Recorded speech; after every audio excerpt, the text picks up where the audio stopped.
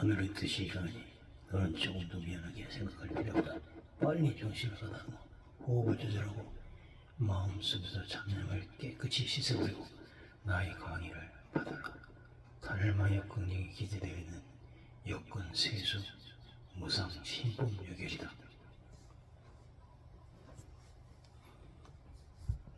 말을 하는 동안에 그는 오른손 바닥을 들어 손병에 칠명회를 가벼이 눌렀다.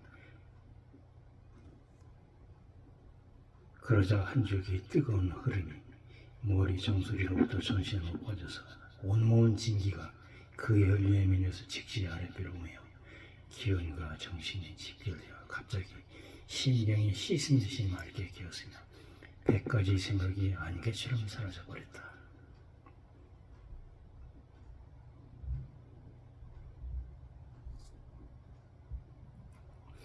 돌연 정원 밖에서 종소리가 요란하고 울어버리는 소리가 긴 고막을 찔렀다.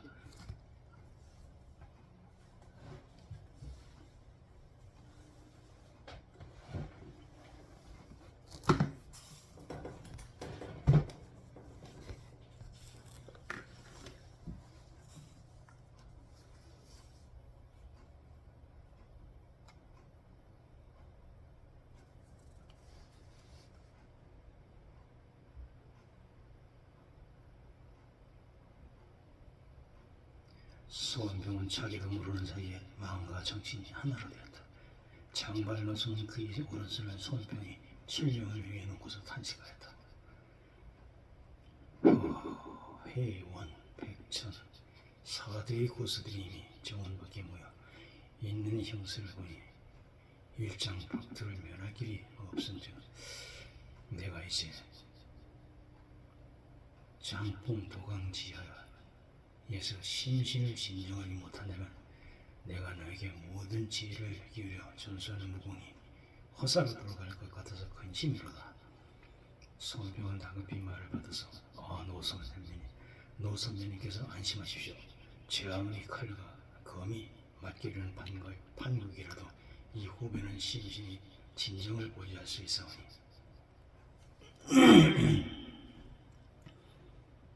그러나 네가 비록 혹인이 있으되 신분, 양형지능은 없을 테니 한편으로는 적과 싸우며 한편으로는 나의 달마의 긍정이 신법 요결이 강서를 들어야 한다. 나는 소리 문화의 제자이기 때문에 내가 스스로 손발을 휘두르며 싸우고 싶지는 않다. 그러니 부득불 너희 두 손을 빌어서 적과 싸워야 하기 때문에 만약 네가 무슨 실수라든가 혹은 경문의 요결을 잘못 듣든지 한다면 비단 나의 심의를 기울인 공이 숲으로 돌아갈 뿐만 아니라 너도 평생의 화를 잊게 될 것이다.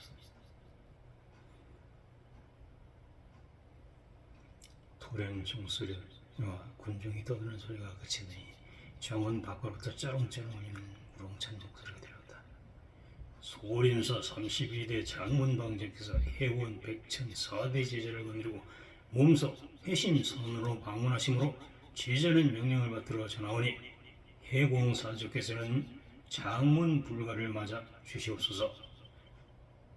장발로서는 가벼운 목소리로 나의 볼문의 복부는 이미 60년간이나 사람이 부르는 것을 들은 바 없노라. 이 소리를 들은 소원병은 해공? 하고 깜짝 놀랐다. 그리고 자기 귀를 의심하였다. 해공, 그 해공이란 부부가 바로 이 노선배였구나.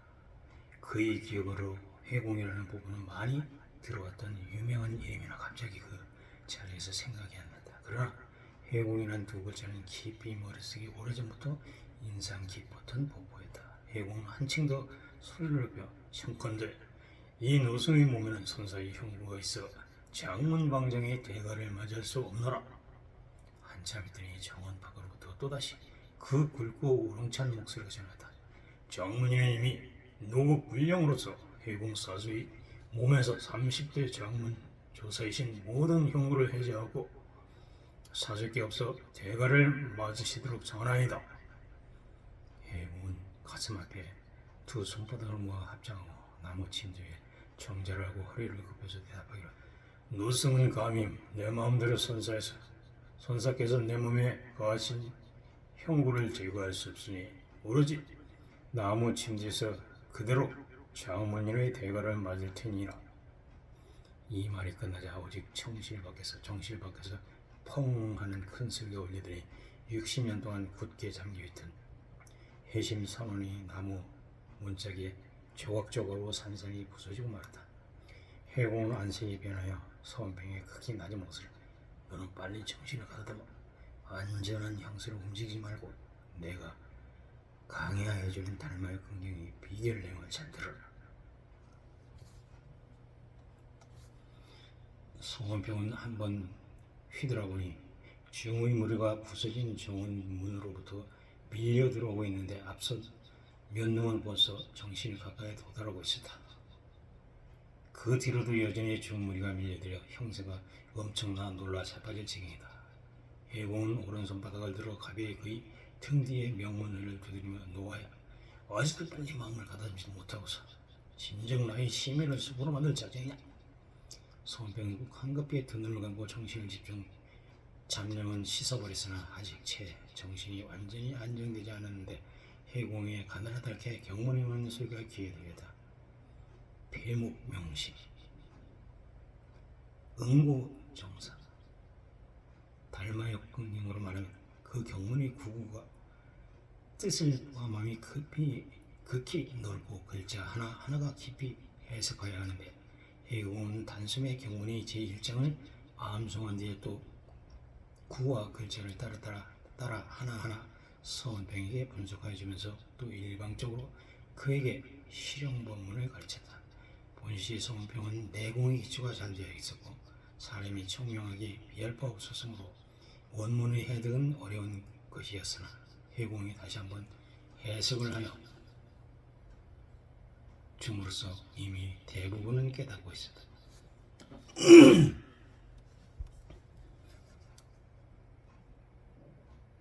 이때였다.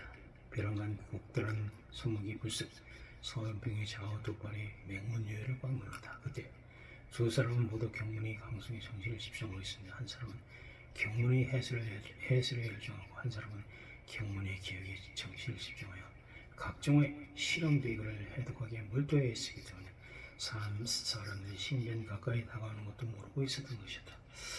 서원병은 덕발을 붙잡기는 본능적으로 뿌리쳤으나 뜻밖에도 상대방의 힘이 엄청나게 강해 자기가 힘을 줘줄수록 더욱 상대방의 힘이 커져서 이내 전신이 저리고 마음이 되어 팔의 뼈가 금세 부서지는 것까지 아팠다. 두 눈을 뜨고 보니 회색 두루마기를 입은 두 명의 중이 양쪽으로 갈라서서 한 사람이 팔 하나씩을 부여잡고 있었다. 그런데 오른편에 있는 중이 냉소를 하면서 조그만 친구가 담덕하다. 감히 이 절에 금지구에게 뛰어들다니. 중의 말을 채 끝나기도 전에 서원병은 갑자기 손바닥 하나가 등 뒤에 철썩 붙는 것을 알겠다. 그는 벌써 두 번이나 해공이 내공의 도움으로써 적을 이기는 경험이 있느니라. 은밀히 진기를 두드워 두 발을 번쩍 한 번은 뭉쳤다가 내밀치는 바람에 두 중은 한꺼번에 몇 발자국 뒷걸음질을 치더니 땅 위에 나가 둥그러졌다. 그것은 해공이 선병에게 만탄지력이라는 내공법에 힘을 빌려줬던 까닭이다. 눈을 번쩍 뜨고서 문 밖을 내다보니 원통대사가 노곡불장을 손에 들고 엄숙하게 서 있었고 그 왼쪽에는 연세가 높고 하얀 눈썹이 눈등을 내려 덮은 노승이 서 있었다. 바로 그분이 어젯밤에 해심선언으로 가라고 가르쳐주던 노화상이었다. 오른편에는 판순전으로 보이는 노승이 해석 두루마기를 입고 있었는데 바로 그는 방금 이곳 해심선에 와서 해공 노승을 탐방하고 간 해관 노승이었다. 원통대사의 뒤에는 50선으로 보이는 4명의 화상이 신빛 가사를 입고 있었는데 모두 얼굴에 노기를 감추고 있었다. 서원병은 비록 그 사람들을 알지는 못하였으나 그네들이 입고 있는 옷으로 볼 때 이 절에서 신분이 높은 분들이라고 생각되었다. 이 밖에도 세 줄로 행렬을 지어 원통대사를 중심으로 사방에 서 있는 화상들이 있었는데 매 열에 서 있는 화상들의 연령은 차가 컸으며 옷의 빛깔도 달랐다. 연령이 가장 높은 것이 50천호였고 가장 적은 것은 20천호로서 이들이 바로 소림사의 원, 백, 천 3대 제자 중의 고수들이었다. 해인과 해관은 노국불령의 명령 아래 원통대사를 들어 사형인 해공과 대적하지 않으면 안 되었다. 원통대사는 냉랭한 웃음을 지으면서 소림사 32대 장군만의 원통의 사백을 멸하나이다. 말이 끝나자 두 손 합장하고 몸을 급히 배려하이다. 해공 노승은 합장하고 웃으면서 그만하시오. 노승은 감당할 수 없어. 원통대사의 옆에 있던 해인과 해관은 동시에 한 발걸음 앞으로 나와 땅에 엎드려서 해인이 해가가 사형을 진하라나이다. 해공은 손을 잡아 웃으며 선사께서 몸소 나를 이 해심선언에 유감한테 자네들도 모두 친히 눈으로 보지 않았는가. 해인과 해관은 이로써 대답하였다. 그 당시에 선사께 앞서 경로하신 마당이라 이 동생들은 입을 열고 사정을 말씀을 못 드린 탓으로 사형께서는 그만 60년이라는 긴 세월에 해공은 얼굴에 미소를 지으면서 두 사람의 말문을 가로막았다. 사련대대였지 배반하랴. 어쨌든 선사께서는 나에게 처벌이 과중하였던 것이나 그렇다고 해서 나는 결코 선사를 원망하는 마음은 조금도 없네. 해는 한숨을 지면서 둘째 사형께서 장문을 개성한 후 나와 해선 두 분 사제께서도 앞서 둘째 사형에게 노국불령으로 선사께서 대사형에게 채운 형구를 해제해 주시도록 간청하였으나 둘째 사형께서는 선사의 성명을 돌보셔 노국불령을 비로 선사의 존엄을 손상시킬 수 없다고. 해공은 도연 두 눈을 똑바로 뜨고서 원통대사 얼굴을 쏘고면서 장문 방장을 인계받을 때는 그대에게 무슨 유언이라도 있었던가? 원통의 얼굴빛이 약간 변하고 나서 선사께서 돌아가시기 전에 오직 제자에게 노국불장만 전하여 주시고 아무 유언도 없었습니다. 해공은 냉소하고 나서 그래? 그대는 사족이 없어 그대의 사부에게 장문 방장을 인계하실 때 현장에 있었던가? 그렇습니다. 제자도 사진님이 은전으로 특별히 그 장소에 머무르게 하십니다. 그대는 이미 신변이 지켜 있었다고 하니까 틀림없이 사조의 유언을 들었겠구만. 원통은 잠깐 주춤하고 생각하다가 칼로 베는 듯이 대답하였다. 사족이 없으니 도형이 심원하시기 때문에 가시는 찰나지간에 선사의 손으로 노국불장을 전하신 이외에는 한마디 유언도 없었습니다. 해공은 쓸쓸히 오시면서 그대의 그 말은 참말인가? 제자가 어찌 감히 선배를 기만하겠나이까. 해공은 한숨을 쉬고 나서 혼자 중얼거렸다. 그렇게 말하면 참말로 선생께서 나를 잊어버렸어야 안 되지. 해인은 해공이 겪는 것을 보고 마음속으로 대단히 의아하게 생각하고 입을 열었다. 사장님께 앞서 혹시 무슨 말씀을 못할 감추신 고충이라도 계시었거든 이 기회에 우리들에게 말씀해 주십시오. 시간이 없었다. 오로지 원통대사가 노국불령을 내리가면 하면 해원 백전 4대의 고수들이 전력을 다해 공습할 뻔이다. 그가 손병에게 해심선을 가르쳐줄 때 그의 손을 빌려가지고 사형의 신상에서 형구를 벗겨버리고 도망할 생각이었던 것을 그는 누가 알았으랴. 사정에 변하는 천만 뜻밖의 일로 해공은 아직 도망가지 않고 있어 장문 방장이 몸소 노국불장을 청하여가지고 사람을 체포하러 왔으니 그야말로 호랑이 등에 엎인 사람처럼 이러지도 못하고 저러지도 못하고 비참하고 딱한 처지에 빠져버리고 말았다. 해공은 어렵다는 듯한 냉소를 했다. 선사께서 나에게 혀를 기할 때 앞서 이 해심선언을 우리들 소림바의 금액으로 만드시고 이 소림사 중에 제자와 문인들을 함부로 출입을 금하였네. 원통사질에서 비록 장문의 존엄이 있더라도 사조의 금령을 면하고 해심선언이 60년간의 깊이 잠겨있던 문을 부술 수는 없단 말이야. 그는 변화간 음성이 변해 호통쳤다. 그 원문 위에는 본사 제30대 장문 방장의 친필에 부처님 유시가 붙어 있었는데 본문 제자 중에 어떤 다음 큰 자가 원문을 부수고 손을 댔다는 것은 이미 스승을 속이고 조상을 멸망케 하는 이유를 범한 것이다. 원통대사는 조금 놀란 표정을 돌연 녹의 찬 목소리로 제자는 이미 역대 사조의 연덕으로 소림바인 32대를 이어받았으나 자연 본바의 중대사에 눈을 감고 불문에 붙일 수는 없었습니다. 사백개 업사는 배벌의 존엄에 빙자하여 제자의 직권을 무시하고 노국불령에 항거하여 외인을 비우 제자의 수진 호법성을 타상하는 등 실로 본바의 창립 이래로 일찍이 없어서는 몸이라서 사백께서는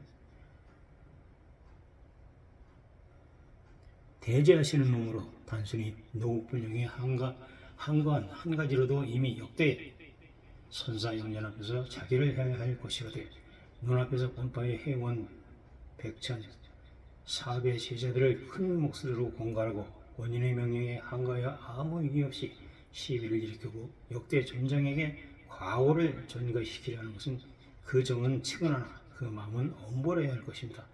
말을 끊어지자마자 해공은 대성지로하였고 우리와 같은 호통소리에 지붕이 울려 와르르 기어쟁이 떨어졌다.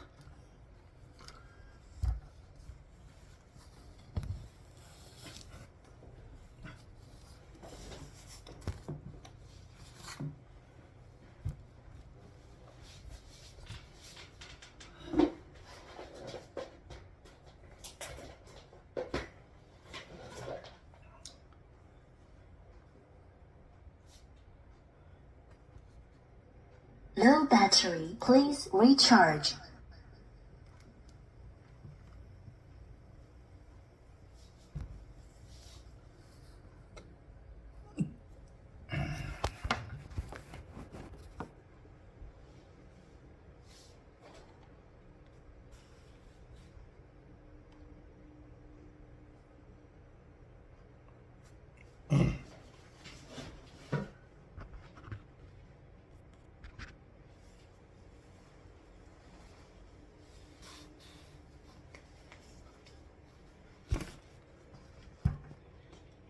제3장 3일 전등 회의는 길고 하얀 녀석을 한번 지켰다 내려니 후 하고 한숨을 쉬며 나는 이절의 장로의 신분으로서 장원 방장께서 노여움을 잠깐 멈추기 바라고 해공은 현재 이절 가운데서 연배가 가장 존장인 장로이며 평소에 존장을 존중하는 우리 바로선 혹시 감춘 사정이 있는지도 모르니 그의 이야기를 한번 듣는 것이 좋을 듯하오.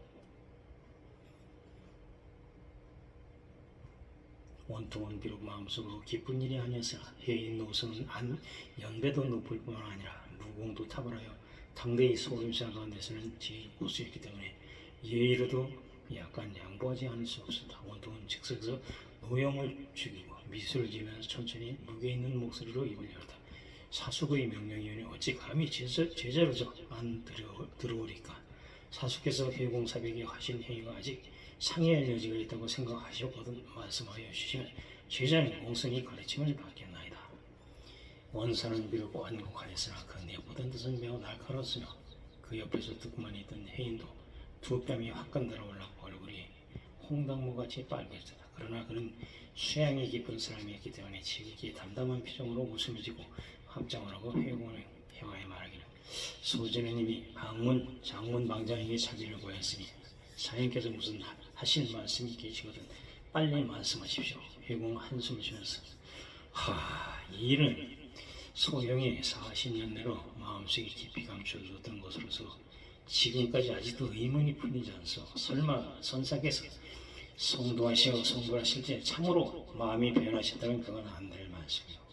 그는 얼굴을 들고 한참 머뭇거리고 생각하다가 말하기를 이 가운데 어떤 숨은 사정이 있는지도 모르겠으니 이 일이 우리들 소림파의 깨끗한 명예와 유망에 관계된 일인 만큼 말을 않는 것이 좋을 것이요.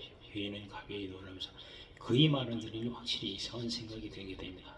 설마 사부님께서 두 분의 사형에게 장문호를 인계받으시도록 할 때 또 무슨 내막이 있었다고 보는데 뒤를 이어 해가 노색이 부르르 높이고 입을 열었다. 대사형은 사부께 특별히 사랑받던 제자로서 비록 소림사의 장문 형규를 범하시고 이 해심 선언 속에 황금의 신세가 되어서 우리 소림사 31대의 장문호를 계승해 받지 못하였사오나 무공의 성취를 말씀드린다면 사형을 따를 사람은 없나이다. 소제와 해인사형과 해생사제는 모두 대사형으로부터 무술 공부의 가르침을 받는 은혜로서 항상 사형께서 감금되신 일을 생각할 때마다 가슴이 아팠습니다. 그러나 선사를 탐방하지도 못하였나이다. 뜻밖에도 60년 보인 오늘 소림파의 역사에 일찍이 없었던 풍파가 일어난 가운데 이 해심선언에서 만나 배우게 된 것을 황공무상히 생각하나이다. 지금 장문방장께서는 노국불령을 내리셔서 4대의 제자들을 모두 지키라고 사형에게 죄를 묻사오나 만약 사형께서 정당한 이유를 제출하지 못하시면 그 형사는 조기에 해결되기 어리고리라고 아뢰나이다. 해공은 당이 거짓한 긴산 한숨을 쉬고 이거였다. 선사께서 소영을 정신에 감금할 때 소영에게 말하기를 회심선을 위해서 20년간 벽을 보고 세월을 보낸다면 일면으로는 옛 잘못을 일쳐 깨달을 것이고 일면으로는 그 닮아여 경문을 깨닫게 되나니라. 여기에서 그는 말을 멈추고 돌린 두 눈에서 사람의 가슴까지 꿰뚫을 수 있는 두 개의 불줄기 같은 무서운 시선으로 쏘아보면서 음성도 추상같이 냉엄하게 여인 이거 너희들은 몇 걸음 앞으로 나서. 여인과 해고는 서로 한 번 얼굴을 마주 바라보고 거의 호령대로 몇 걸음 앞으로 나왔다. 해고는 한 번 촬영이 오고 나서 사부께서 세상을 떠나실 때 너희 둘은 어디를 갔었다냐. 여인은 대답했다. 소전은 그때 마침 관으로 행각을 하고 있었습니다. 해고는 한참 동안 주저하다가 떨리는 목소리로 입을 다시 열었다. 나는 사부를 의심한다. 탁자까지 말을 뚝 끊고 해고는 가슴속으로부터 차오르는 격렬한 분노를 참으려고 무한히 애쓰고 있었다. 원통대에서도 노예의 물기를 억제하고 엄숙히 입을 열었다. 우리의 달마 조사께서 소림발을 형살한 이후로 32대가 되는 오늘날까지 비록 이 빈승이 무능무덕하여 군성을 영도할 능력이 부족하나 우리 반의 32대 장문호를 계승하여 받은 이후 오로지 선사님의 제비하신 명령을 거역할 바 없어 부득불 힘을 기울여 노력해 오던 중 다행히도 사지정연의 힘을 다하여 협조함으로써 별로 법령에 욕되게 한 것이 없으며 10여 년 내로 아직 아무런 중대 사고가 발생하시 없건만 그는 긴 한숨을 쉰 다음 다시 말했습니다. 그런데 그 누가 알았어요. 화가 집의 단밑에서 나고 변이 겨드랑이에서 생겼으니 지금 우리 반에서 배별이 가장 높고 무공이 가장 강한 해공 대사께서 비단 본자의 명령을 거역할 뿐만 아니라 선조께서 손수 만드신 금구까지 감히 범하며 외인을 비호하기 위하여 본좌의 호법 제자들을 타상 노국불령을 멸시하고 자기의 과오를 착고하신 존장에게 전가하여 민심을 결하니 본좌로서는 장문방장의 입장에서 자연 좌시하기 어렵게 되었어. 이를 듣고 있던 군성들은 큰 목소리로 이구동성으로 해공은 이미 본파의 첨률을 위반한 이상 법률이 이를 용서하기 어려우니 장문방장께서는 명령하여 장기의 복귀에 의하여 처분함으로써 오늘을 깨끗이 해야 할 것입니다. 원통대사는 고개를 끄덕거리며 말을 계속했다. 달만 원태 대사 귀원의 상자 4대 제자는 반도 해공을 체포하도록 명령한다.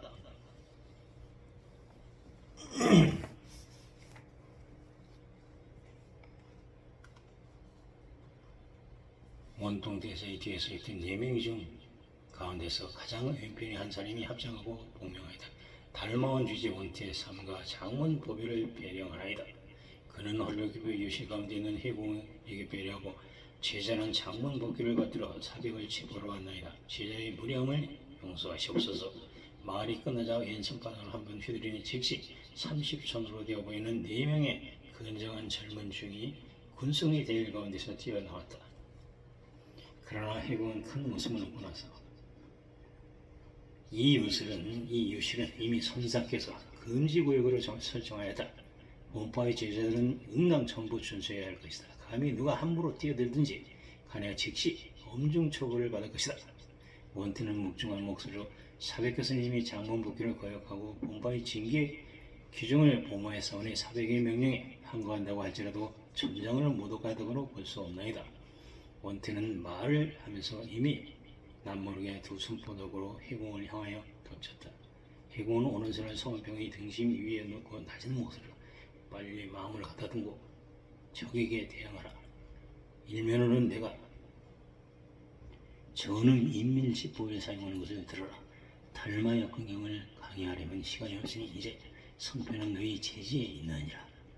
말이 채 끝나기 전에 성평은 벌써 한 줄의 진기가 아랫배로부터 치밀어 올라와 왼손으로 원태를 향하여 쏜살같이 공격하였다. 원태의 두 다리가 아직 채 땅 위에 떨어져 디디기도 전에 벼랑은 아주 맹렬한 잠력이 확 풍겨왔다.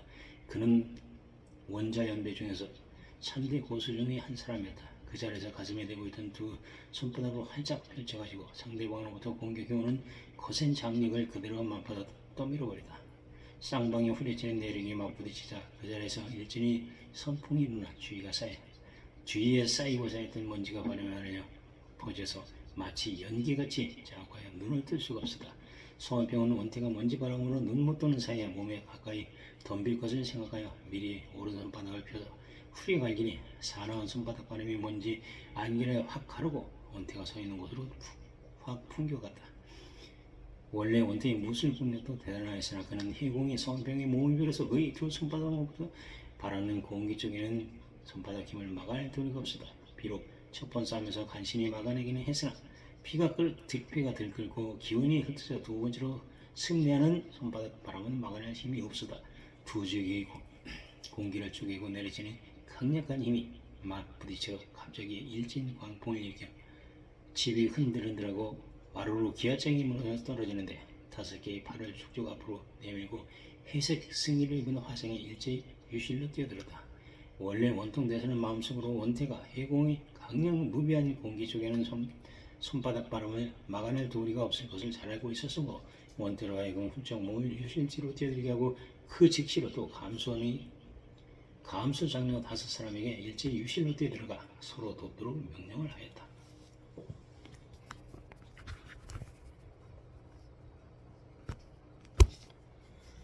다섯 명의 중위 먼지가 안개처럼 자욱한 유실 가운데로 막 뛰어들자 마침 손병은 오른손바닥으로 맞받아 내쳤으므로 이마를 맞대고 마주선 원금 대사는 즉시 불어는 높이 부리며 손바닥을 휘둘러 맞받았다. 그의 아무 타부리라는 소리에 4명의 중을 부르는 암으로써 4명은 동시에 기어를 옮겨 두 손을 앞에 있는 사람이 딩스밀드가 바짝 대어놓고 서로 내력을 힘을 합하여 원금 대사로 하여금 내편 손바닥 바람은 벼랑간 4배로 증강되었다. 비록 송병은 해공의 내력의 힘을 밀어가지고 적에게 대항하고 있었으나 상대방은 5명이 합력하여 맞부딪혀 왔으므로 5명이 중이 협력하는 반격을 위해서는 맹렬하게 짝이 없었다. 돌연 등 뒤에서 해공의 큰 목소리가 들리더니 갑자기 오른손바닥에 힘을 가하였으므로 송병의 몸이 조금 앞으로 기울어 정도를 느꼈는데 상대방의 일격질에 진기가 모여 뒤끌던 기혈이 즉시로 병원해졌다. 다시 정신을 차려보니 이미 죽은 물이 들으면 석자가 가까이 덤벼들었기 때문에 깜짝 놀란 성원병은 비호같이 두 손바닥으로 펴주고 일제히 내무찔렀다. 원태와 감소인이 5중은 때마침 몸을 높이 뛰려다가 성원병이 벼랑간 일제히 내리치는 두 손바닥으로 힘을 합하여 맞받았다. 이때 성원병은 오리지 자기 댕기에 대고 있는 해공의 손으로부터 뜨거운 기운이 끊임없이 아래배로 흘러들어 부쩍 진력이 증대하여 자기도 모르게 벼락같이 소리를 지르면서 재빨리 두 손바닥으로 내뺐다. 그는 단지 본능적으로 손바닥 힘을 빠르게 가했는데 그 힘이 얼마나 맹렬하고 컸든지 그 6명의 중들이 낑 하고 일제히 소리를 지르더니 그 큰 몸뚱이들이 마치 효율이 빠르게 날리는 나뭇잎처럼 문 밖으로 나가 동그라졌다. 선병은 자신도 두 손바닥으로 떠미는 힘이 이렇게 강하리라고 생각지 못했으므로 조금 주춤하였다.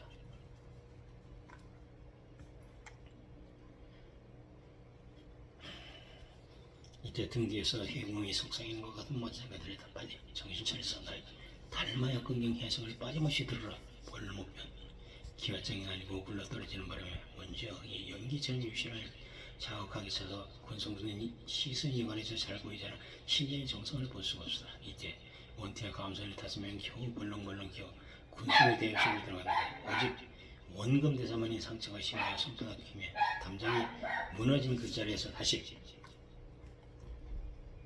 일어나지 못하였다.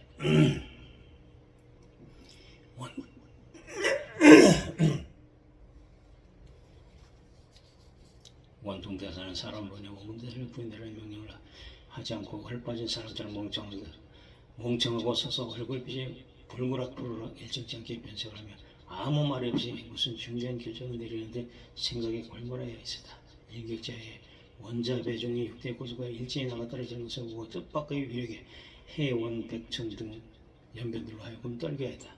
돌아온 원통대사는 수진 노곡부장을 한번 휘두르더니 군성은 즉시 한 사람 한 사람씩 합장하고 고개를 숙이고 명령을 대기했다. 운동은 우렁차고 해인, 해가 두 사수께서 노국불령을 받아서 합심, 협력, 추격하여 전력을 기울여 반도를 붙잡게 하고 원백천 삼대 제자들은 각기 나한 진으로 돌아가라. 동시에 반도에게는 음식과 식수로 공급을 즉시 정지하라. 해인은 낮은 목소리로 장문 당장께서는 노비를 죽이십시오. 원통을 한번 냉세하고 나서 사수께서는 노국불령에 항거하여 실 작정이시오. 해인은 황급히 늙은이가 어찌 감히 해공은 이미 본자 허포를 상해하고 또 노국불령의 항거하였으므로 그 죄는 도무지 용서할 수 없어 두 분 사수께서는 어서 손을 써서 죽여버리시오. 번쩍 노국불장을 적어서 큰 소리를 번역한다. 해공도는 두 눈을 크게 뜨고 너트로 웃음을 웃었다. 내가 어쨌든 노국불령을 범한 것은 틀림없으나 장모님께서 함부로 유시를 전하여 해심선생이 쌍문을 때려부순 것도 선생님은 모독하니 것이오. 단지 이런 이유를 가지고 명령을 거였다고 할 수 있는가? 그는 벼랑은 무섭게 빛나는 시선을 해인과 해거의 신상으로 들리고 냉랭한 음성으로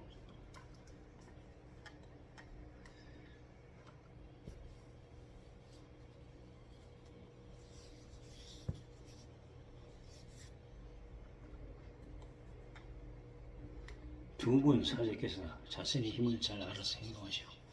어쨌든 둘이서 함께 손을 쓴다고 할지라도 아마 소용이 적수는 못 될 것이오. 해인과 해관은 무군 거의 전부가 해공으로부터 전수해 받은 것이기 때문에 그 두 사람의 마음속에는 이 대장을 높은 스승으로 존경해 왔다. 이제 그들이 사형과 감옥에 손을 쓴다는 것은 참으로 곤란한 일이다. 그러나 그렇다고 또 장문 방장이 노국불령을 거역할 수도 없어 한참 동안 그 자리에서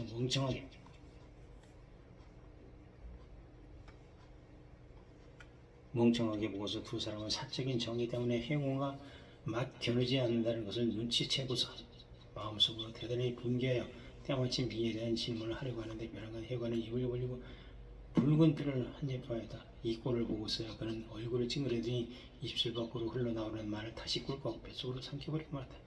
이때 유실 속으로부터 냉정한 해공의 목소리가 우렁차게 울려났다. 빨리 상세가 발작하는 공력을 발산치 않도록 누르고서 눈을 감고 호흡을 조절하라. 만약 나의 충고를 듣지 않으면 12시간 내에 상세가 와가되어 피를 토하고 죽는다. 해인은 낮은 목소리로 사진은 무리하지 말고 빨리 그 만대로 하라. 상처가 악화되지 않도록. 그는 가비의 고개를 끄덕거리고 원통령에 대하여 합장하고 이 늙은 것이 힘을 다하지 않는 것이 아니라 사실은 쌍방의 무공심력이 너무도 차가해서 나는 정의 물기가 후퇴한 것이 아니오라.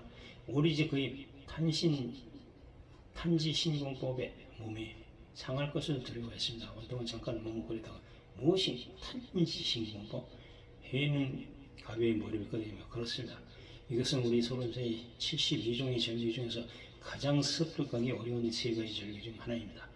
이 늙은 것이 알기로는 문파 중에서 근 300년간에 아직 한 사람도 이 무공을 연마 티한 사람이 없었는데 오직 해공사님께서 원통은 크게 냉소를 한번 하고 나서 이미 완도는 우리 역대의 사주의 훈계를 배제하고 60년 감금 수절할 것을 스스로 깨뜨린 이상 본자가 단연히 조치를 안 한다면 어찌 손사님이 무거운 부탁에 보답할 수 있으려 본자는 반드시 방법을 강구하여 반대를 체포하여 장문 규칙을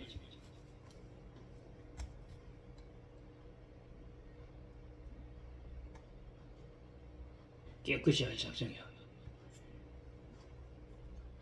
그는 이미 달마의 근강을 습득한 이상 그 무공이 높고 깊은 것을 추측할 수 없으며 나의 보는 바에 의하면 3일간 기한을 주어 간대히 하는 것만 가지 못할 것이오. 원통은 노국불장을 한번 휘두르고 회인이 말을 가로먹고 나서 사수께서는 안심하시기 바라고 나는 그가 제 아무리 무공이 높다고 하더라도 본사 전체의 보스들이 연합 공격하는 것을 막을 힘이 있다고는 믿지 않소. 이때 유실내로부터 우렁찬 목소리가 흘러나왔다. 이 늙은이는 이미 사흘 후에 자살을 하여 속죄하기로 승낙을 하였어. 장원인이 만약 힘으로 공격해온다면 그건 단지 아무 까닭 없이 일장의 피바다를 만들 뿐이야.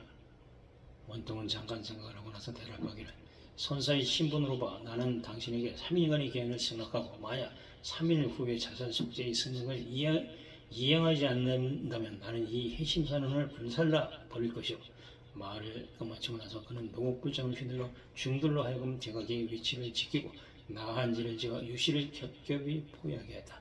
해공은 고개를 들어 유실 밖에 줄진 나한진을 바라보고 가비에 한숨을 쉬고 나서 선병이 아비마이 요혈에 대고 있던 오른손을 갑자기 떼니 선병이 긴 하품을 하고 나서 두 눈을 둥그렇게 떴다. 유실 밖에 줄 서 있는 진도는 무술계의 이름을 가진 우리 소리바의 나한진이다. 현근 고수로서 이 나한진을 뚫고 나갈 수 있는 사람은 5사람을 고르기 어려울 것이다. 그러니 사흘 후에 너는 반드시 단신으로 혼자 이 진을 뚫고 나가야 한다. 선병은 성병을 따라 노 선배님, 나한지는 천하의 무서운 기진인데 이 후배의 조그만 힘으로 어찌 뚫고 나갈 수 있사오리까? 정원내는 살기가 등등한 선자의 무서운 나한진만이 둘러싸여 있었는데 그들은 108명의 소림사의 고수로서 제각의 위치를 상황하게 지키고 있어 기침소리와 숨소리나 들을 수 없이 엄숙하고 조용하였다. 돌연 해공은 두 눈을 감고 가슴 앞에 두 손바닥을 합장하고 혼자 무엇을 중얼거리면서 기도를 올리고 있었다.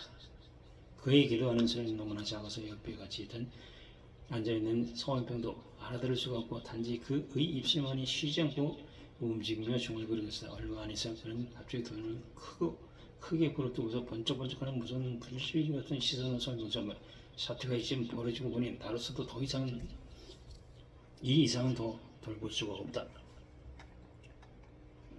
노 선배님, 이 후배의 어리석음을 용서하십시오. 말씀하신 그 뜻을 잘 해석하지 못해가 아니다. 이건 선병이 말을 듣고 미소를 지으면서 나는 사실 소리방이 가장 정확한 두 가지 무공자력을 전수하여 주고 싶지 않다.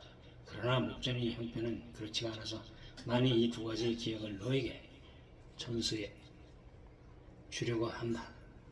하나, 아마 네가 이 난진을 뚫고 나가기 어려울 것이 근심된다. 노 사부께서 이 후배로 하여금 피 묻은 옷을 갖도록 소원을 성취시켜 주시다면 비단 일평생 홍은에 감사할 뿐만 아니라 그리고 이 말을 듣고 해공은 안색을 바라고 엄숙한 표정을 지으며 이야기를 했을 것이다. 나는 너에게 무공전수라고 점치기를 해서 졌는데 그것이 네 사부란 말이냐. 만약 또 다시 그렇게 나를 부리면 나는 즉시 너를 이 유실로부터 내쫓아버리고 말 것이다. 서한병은 겁을 집어먹고 고개를 뚝 떨어뜨리며 제가 잘못 생각했습니다. 분명히 분부하신 말씀 명심하겠습니다.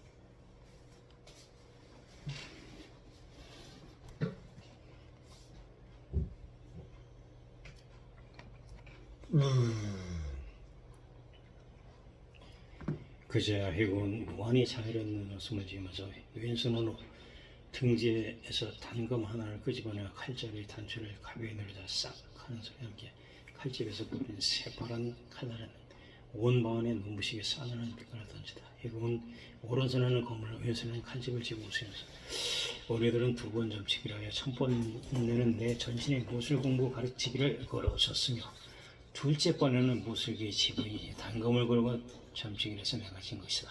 이것은 60평생의 적막한 세월을 나와 더불어 지내다가 다행히 이번에 자네에게 졌으니 말이지. 그렇지 않았다면 만천하의 무술기 임원들이 생명과 같이 귀히 여기니 이 기본을 하마터면 나와 더불어 이 희심선의 땅속에 영원히 묻혀버리고 말았을 것이다. 자, 그럼 이것을 해공은 말이 끝나자 쌍수로 검을 받들어 선병이 면전으로 내밀어 나왔다. 선병은 너무도 뜻밖의 일로 항성하고 사형을 돌이켜서 나무 침대 밑에 두 무릎을 꿇고 앉아 그 단검을 받다. 해공이 부드러운 얼굴 위로 한번 촬영한 옷이 비스치게 지나가더니 깊이 한숨을 쉬고 나서 너 이 검은 말이야 절대로 피 묻은 원선을 갚을 때에는 써서는 안 되며 깊이 간직하고 되도록이면 쓰지 않는 것이 가장 좋다. 왜냐하면 이 검은 옛날 만천년을 깜짝 놀라게 되는 참살 사건에 관련된 것이고 이 단검의 행방을 쫓아다니는 몇 사람의 무술의 고수자들이 모두 아직 이 세상에 살아들어 있을 것이다. 만약 칼빛을 한번 세상에 번뜩이거리기만 하면 아마도 일장의 풍파를 일으키고야 말 것이야. 그는 천천히 옆에 놓여있던 고동검집을 손으로 집어들면서 이 단검은 비록 금을 깎고 옥을 자르는 보검이기는 하나 검보다도 이 고동검집이 진기하기가 몇천 배라는 것을 분명히 기억해둬라. 노승이 말대로 선병은 그 고등 검침을 더 유심히 바라보았으나 별로 특이한 무엇을 발견하지 못하였다. 해군 노승은 벌써 선병이 의심하는 빛을 눈치챘는지 갑의 얼굴에 미스를 재면서 나는 이 검침에 대한 비밀은 영원히 남에게 누설을 하지 않기로 이미 굳게 약속한 바가 있기 때문에 그걸 이야기할 수는 없으나 이 다음에 자네가 이 무수기의 숨은 비밀을 만천에 폭로하여 세상을 깜짝 놀라게 하고 못하는 것은 자네의 실력과 조화에 달린 것이야. 말이 끝나자 그는 약간 부들부들 떨리는 두 손으로 검집을 쥐고 가지고 선병에게 주었다. 선병은 검집 속에 당금을 넣을 때 그 칼집 소리가 이상하게 귀에 깨끗이 울렸다. 그는 황송하여 자세를 고치고 있는데 해공은 또다시 달마의 긍정이 강독을 시작하였기 때문에 정신이 집중하고 강의를 듣기 시작하였다. 그건 모두가 선병으로서는 지금까지 조금도 듣고 보지도 못했는 기기 오묘한 무술학으로서 가르치는 사람이나 배우는 사람도 여간 힘들고 어려운 것이 아니다. 무술의 절기를 가르치는 사람이나 배우는 사람이 모두 피 묻은 천추의 무술을 꼭 갖겠다는 일념에 집중되어 밤이 깊은 줄도 모르고 열중하고 있었다. 하룻밤과 이틀 낮이 눈 깜짝하는 동안에 지나갔다. 해공은 물 한 모금 마시지 않고 끊임없이 사흘 동안 경문의 감동을 계속하였다. 그래야 살째 되는 이른 새벽까지 달마의 건강의 강수를 완전히 끝마쳤다. 해공은 조금도 괴로워하거나 필요한 빛이 없고 평소와 다름없이 태어난 태도로 창밖을 내다보았다. 이미 해는 세 번이나 떠올랐으며 유달리 일기가 청량했다. 그런 수염을 쓰다듬으며 얼굴에 미소를 지었다. 원평, 자신 있는가? 이 사흘 밤낮 동안 내가 알고 있는 정원 무술학을 조금도 남김없이 전부터로서 가르쳤네. 이제는 오로지 자네가 머릿속에 기억하고 있는 모든 요결과 비기를 부지런히 연습하고 단련한다면 무술이 최고봉에 도달하는 것은 어려운 일이 아닐 것이네.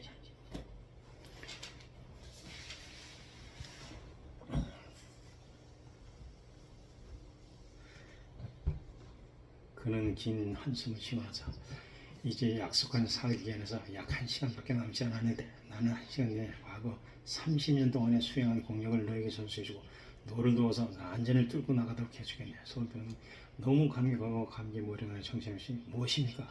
하고 되물으니 해본 촬영한 웃음을 지으면서 이제 1시간 후면 젊은 시절은 나의 모든 이야기가 거짓이 아니었다는 것을 알게 될 거야. 해본 말을 끝내자 한번 큰 소리를 지르니 우르릉 집이 흔들리고 지붕으로부터 기와집이 굴러떨어졌다. 먼지가 자욱한 내 선병은 벼락에 맞은 사람같이 전신이 부들부들 떨더니 정신을 잃어버리고 말았다. 그가 혼미한 가운데서 정신을 깨어났을 때 단지의 원통대사가 노국불장하고 4명의 수호사며 호의를 받으면서 천천히 걸어오다가 갑자기 몸을 돌리고 호령을 했다. 노선배 귀사히.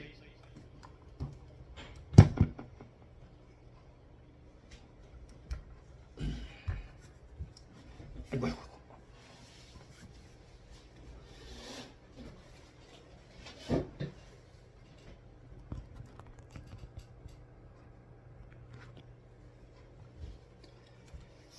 해공은 무릎을 꿇고 앉아서 조금도 움직이지 않았다. 그 순간 선생의 머릿속에는 무슨 생각이 번개같이 스쳐오지 않았다. 그는 깜짝 놀라 전신이 떨렸다. 손으로 해공의 몸을 만져보니 어느새 벌써 그는 숨을 거두고 부처님같이 앉아있었다. 그는 기관 노성이 송분한 시체를 바르고 눈물을 닦을 줄 몰랐다. 사흘이라는 시간인 인간이 일생을 통하여 본다면 그게 짧은 일의 순간에 지나지 않는 것이다. 그러나 선생이 짧은 생간에 해공으로부터 받은 은총은 비할 바 없이 깊은 것이었다. 먹었어? 안 먹었지. 그는 그물자로 고글 가진 부분을 하나 얻었을 뿐만 아니라 더 그 완강한 노인의 가슴속에 수십 년 동안이나 감춰있었던 무술의 신비로운 비기를 전수해받았으며 비할 바 없이 큰 은총을 받은 것이다.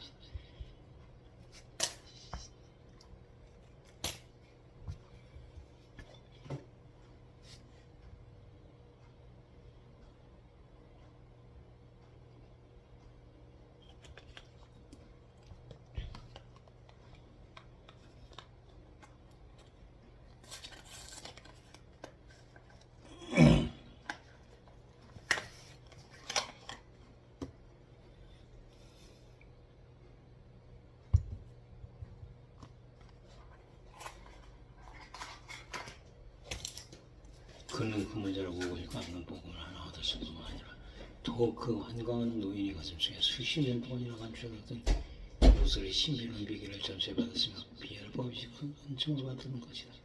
그의 머릿속에는 3일 동안에 배우고 경험한 일이 하나하나 주마등 같이 그런거리다. 이때 변호관 밖에서 부르르 오르는 우렁찬 목소리에 그는 극도의 위등 속에 잠겨 있다가 후다닥 놀라 깨어났다. 뒤를 들여다보니 원통이 노고 꿀장을 가슴에 고 엄숙한 얼굴빛과 장중한 태도로 문 앞에 서 있었다. 왼편에는 흰 눈집에 눈 잔등을 가리고 있는 흰 노승이 서 있었고 오른쪽에는 해가 노승이 서 있었다. 또한 그 뒤에 4명의 소사미가 한 줄로 줄져 서 있었으며 사람마다 손에 시퍼런 빛이 번쩍이는 궤도를 들고 있었다.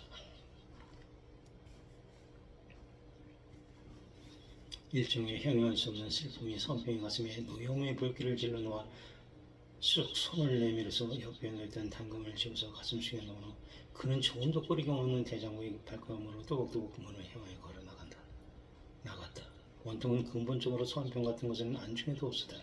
그의 두 눈이 불을 뿜는 듯한 시선이 오직 무릎을 깔고 앉아있는 해공만을 쳐보며 소환병에게는 견딜만을 하지 않았다. 해공 곁에서는 최상승이 무공을 숫관각이로 이미 사람은 숨이 지고 목숨이 끊어져서 마치 정지하고 있는 사람같이 보였다. 원통은 해공이 눈썹 하나 끄덕하지 않고 가만히 앉아있는 것을 보고는 그는 이미 3일 기한의 약정을 잊어버린 줄만 알고 문득 하늘을 바라보더니 사백 교수님이 허락한 3일 기한이 다 차서 자기를 속죄하셔야 하거늘 어찌 아직도 이같이 기모거리나 벙어리같이 이런 방구 없나이까.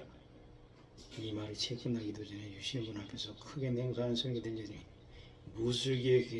무술계에서는 사도를 중히 여기고는 너는 수하의 사람의 법원지를 가지고 존장에게 죽음을 강요하면서 아직도 물에 무도한 논사를 함부로 씹어대는가. 말이 끝나기 전에 맹렬한 장풍은 원통을 직통으로 후려쳤다. 원통은 매우 눈치가 빠르으므로 벌써부터 선병이 유실의 문 기습까지 온 것을 보았으나 본시 그를 안중에 놓고 있지 않았던 까닭에 조금도 경계를 하지 않고 있다가 상대방이 공격해오는 손바닥 힘이 매우 강하다고 느꼈을 때는 이미 때가 늦어 미처 손을 쓸 수가 없었다. 서원병은 벌써 희궁으로부터 수십 년간이나 앉아서 좌절하며 고수하던 무공을 전부 전세받았으며 그의 손바람은 비상이 강하며 원통대성의 몸뚱이가 날아서 7, 8척이나 멀리 나가 떨어지고 말았다. 서원병은 한 대로 원통을 거꾸로 틀어놓은 그 기회를 이용하여 대갈 이상하고 유실부터 튀어나가 나한 진정으로 뚫고 들어갔다. 원통은 비록 선병이 일극으로 땅에 나가 동거하지만 역시 무술공과 비상이 깊은 자인지라 즉시 아랫배드가 힘을 주어 들끄는 기회를 진압하고 다시 우뚝 일어섰다. 여대리가 제야 8명의 중이 원통의 작업축으로부터 번개같이 튀어나왔다. 그리고 등 뒤에 육중한 음성이 들려왔다. 장모님께서는 빨리 몸을 피하여 주시오. 나 한진을 발동하겠습니다. 그는 비록 소림사의 장문 방향에서나 등 뒤로부터 소리를 듣고는 그 진정이 오래 머물러 있을 수는 없었다. 나 한진 너 말하는 소림사 가운데서 강적을 막아내는 장벽과 같은 존재로서 이 수백 년 내에 어느 누구 한 사람 나 한진을 뚫고 나간다는 전설을 들은 일이 없었다. 원통은 그저 천천히 진정으로부터 물러나가는 수밖에 없었다. 성원병이 유실로부터 뛰어나가자 수비진을 치고 있던 군승들은 나갈 길을 가로막기 위하여 덤볐고 주먹과 손바닥에 빗발치듯이 3년을 나누어 공격하여 왔다. 흰 노성은 4명의 소사님에게 명령하였다. 빨리 장문 방장님을 모시고 잘 호위하여 나한 진중으로부터 물러나도록 하라. 만약 한 걸음 더 늦으면 출진이 어려진다. 말 끝을 맺자마자 해관 우성을 이끌고 유실 가운데로 뛰어들었다. 서원병은 휙휙 급히 2번 손바닥으로 내리펴 군승이 포위 공격하는 것을 가로막고 일면으로는 해인과 해과의 공격을 뒤돌아서 막으려고 하는데 연이어 둘째 줄의 중의 무리가 소리나 불을 부리면서 일제히 합세의 공격을 했으므로 일제히 강력한 장풍이 광풍과 같이 힘으로 쳐왔다.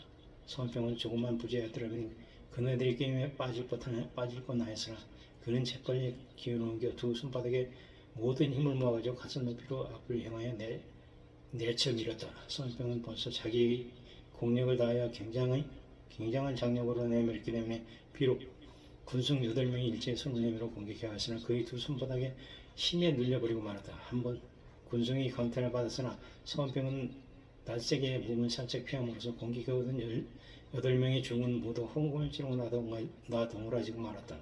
싹 바람소리 들리더니 제3의 중무리가 공격해 왔는데 이번에 봉쇄는 또 그전과 달리 8명의 중이 두 패로 갈려 좌우 양 기슭으로 주먹과 손바닥 바람이 함께 합격하여 왔다. 서원병은 약간 눈썹을 찌푸리고 좌우로 손바닥을 나누어 양쪽으로 스케 보는 정을 내리펴었다. 방금 셋째 번 표를 적다 격차에서 또 넷째 번이 저기 패거리가 쉴 새 없이 습격해왔는데 적의 공격은 끊임이 없을 뿐만 아니라 매번 적군의 공격 방법이 다르다. 송병은 유실로부터 뛰어난 후 군승이 연속 부절한 공격에 부딪혀 일본의 전쟁은 말할 것도 없고 숨쉴 시간도 없었다. 그는 단숨에 12패거리 습격을 물리친 후에 마음속에 초점을 그만 수가 없어 잠깐 추첨을 틈타서 생각을 했다.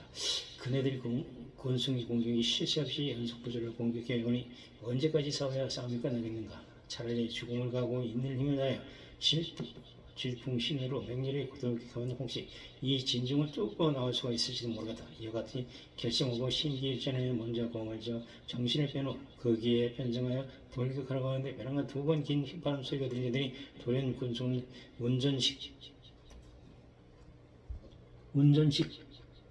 군습을 정지하고 저기 제자리로 들어갔다. 온통대사 소사미들은 이미 나한진 밖으로 후퇴하였으며 혜인과 혀가도 유실적으로 숨어서 나한진을 이미 발동한 것이다.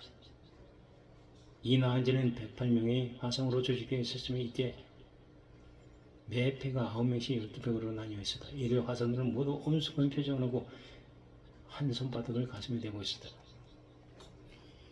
이 정경을 보고 성병은 갑자기 이상한 느낌이 생겨 마음속에 생각하기를 이 나한지는 과연 허명이 전해진 것이 아니었구나. 그야말로 회국 노선배께서 운모행하시기 직전 나에게 전문적으로 이진을 격파하는 데 필요한 무상의 신법을 깨우쳐 주신 것이었다. 과연 이 법은 극히 강한 힘에 있어 이에 맞서는 자는 반드시 죽기 마련이다. 천하의 그 어떤 고명한 사람도 이 진 앞에 서면 벌써 심리적으로 위협되어 피하게 될 것이다. 권성은 아직 아무 소리도 없었는데 마치 그것은 즉시 그를 공격하는 것 같아 보이지 않았다. 이 찰나의 틈을 타서 손병도 생각하다.